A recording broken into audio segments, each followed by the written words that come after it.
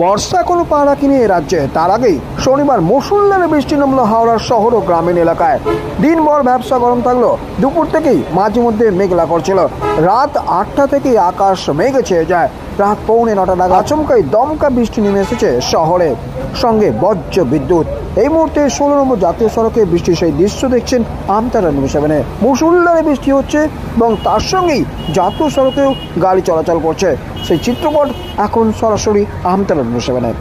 কল্যাণ অধিকারী, দেখতে থাকুন আমতারা নিউজ 7।